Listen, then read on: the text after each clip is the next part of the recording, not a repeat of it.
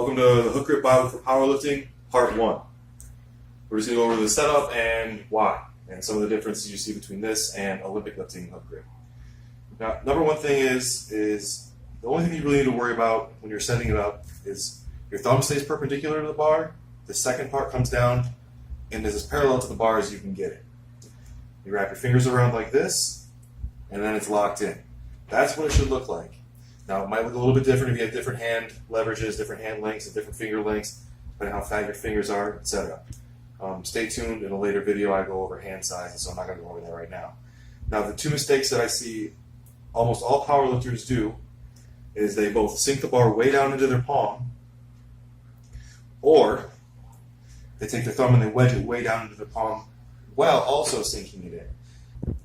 When you sink the bar way down into your palm like that, and then you pull on it, it is always going to come out to this spot right here. The reason why it slips to there is because that is the strongest point that your hook grip can be in. And so when you start here and you slip to there, it's always going to slip to there and it's going to stop slipping. It stops slipping once it gets there because that is the strongest point. If it wasn't the strongest point, every time it slipped to there, it would break faster than it slipped to there. Now the reason why you don't want to start there anyways and say, oh, I'm going to give it a little extra strength, is because you're going to tear your calluses a ton. The other thing that you're not doing is you're not taking advantage of a shorter range of motion. When you leave the bar down here in your knuckles like this, it makes your arm longer. That means that you're pulling a shorter distance. That's advantageous, obviously. Now, even with mixed grip, you can leave the bar down here in your knuckles like this to lengthen your arms. And you're like, well, isn't that weaker? Not even for mixed grip, because wherever you train your grip at, that is where it's going to be the strongest. If you train here all the time, that's going to be your strongest point. If you sink down in here, that's going to be your strongest point, except for with hook grip. For hook grip, it doesn't work that way. It's always going to slip to here. That's just the way it is. Now, the other huge mistake that I see a lot of people making is they wedge their thumb way over there. And they do this because that's how Olympic lifters do it.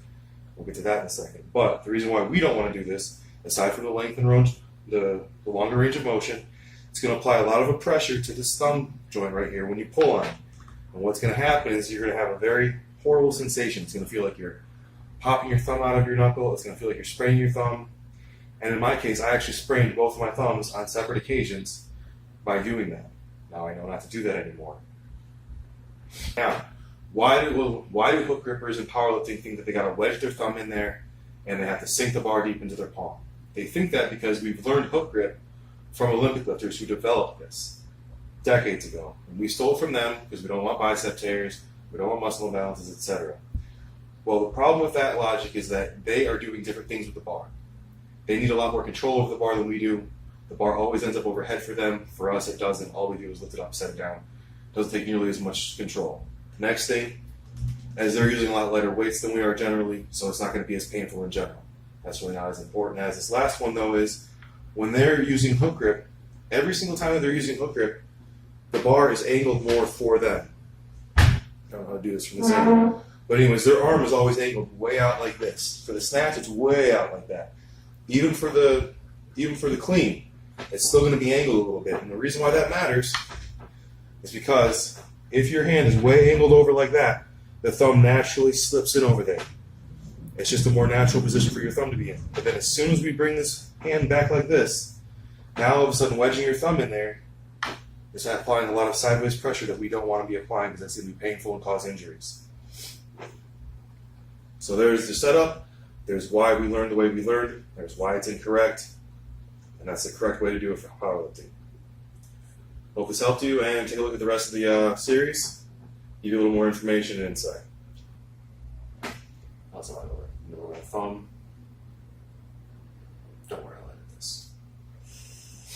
Hey, chút. Yeah. When te amo. Don't distract me, please. It's not happening. No.